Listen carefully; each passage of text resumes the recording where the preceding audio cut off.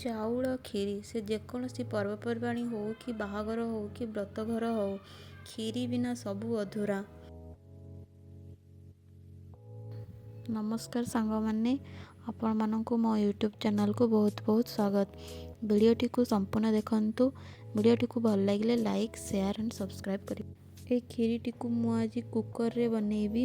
Cooker ଗରମ ହେବା ପରେ 2ରୁ 3 ଚାମଚ ଦେଇଦେବା ଗୁଆ ଘିଅ। ଘିଅଟିକୁ ଭଲ ଭାବରେ ଗରମ କରିବା। ଘିଅ ଗରମ ହେବା ପରେ ଆମେ ଏଥିରେ କିଛି ଡ୍ରାଏ ଫ୍ରୁଟ୍ସ ଭାଜିଦେବା। ଡ୍ରାଏ ଫ୍ରୁଟ୍ସଟିକୁ 2-3 ମିନିଟ୍ ଭଲ ଭାବରେ ରୋଷ୍ଟ କରିବା।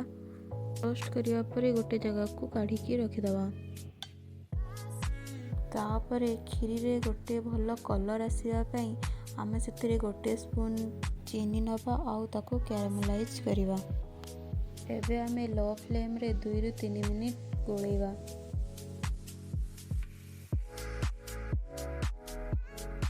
ଲୋ ଫ୍ଲେମ୍ରେ କିଛି ସମୟ ଗୋଳେଇବା ପରେ ଆଗରୁ ବତୁରେଇକି ରଖିଥିବା ଚାଉଳକୁ ଦେବା।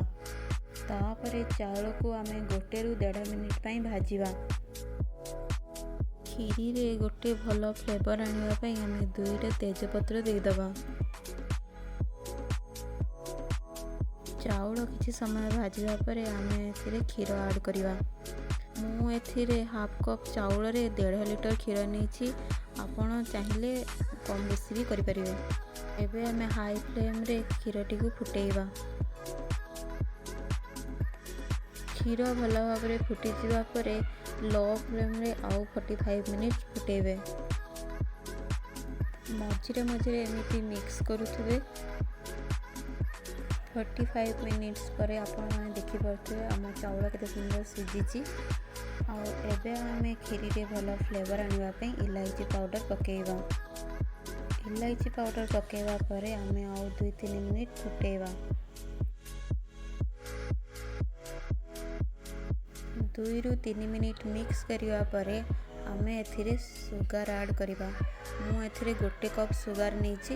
ଆପଣ ଚାହିଁଲେ ମିଠା କମ୍ ବେଶୀ ବି କରିପାରିବେ। ଆପଣମାନେ ଦେଖିବେ ଚିନି ଆଡ଼୍ କରିବା ପରେ କ୍ଷୀରି ଟିକେ ପାଣିଆ ହେଇଯାଏ। ସେହି ପାଣିକୁ ଶୁଖାଇବା ପାଇଁ ଆମେ 2ରୁ 3 ମିନିଟ୍ ଲୋ ଫ୍ଲେମ୍ରେ ଫୁଟେଇବା। ଆଉ ତାପରେ ଆମେ ରୋଷ୍ଟ କରିକି ରଖିଥିବା ଡ୍ରାଏ ଫ୍ରୁଟ୍ ସବୁ ପକାଇବା। ଆମେ 4ରୁ 5 ମିନିଟ୍ ତାକୁ ଭଲ ଭାବରେ ମିକ୍ସ କରିବା।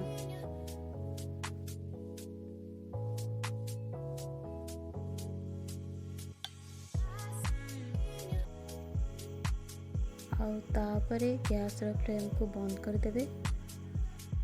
ଏବେ ଆମର ରେଡ଼ି ହେଇଗଲା ଚାଉଳ କ୍ଷୀରି। ଏଟିକୁ ଆପଣ ଗରମ ବି ଖାଇପାରିବେ ଆଉ ଚିଲ୍ କରିକି ବି ଖାଇପାରିବେ। ଭିଡ଼ିଓଟି ଭଲ ଲାଗିଲେ ଲାଇକ୍, ସେୟାର ଆଣ୍ଡ ସବସ୍କ୍ରାଇବ୍।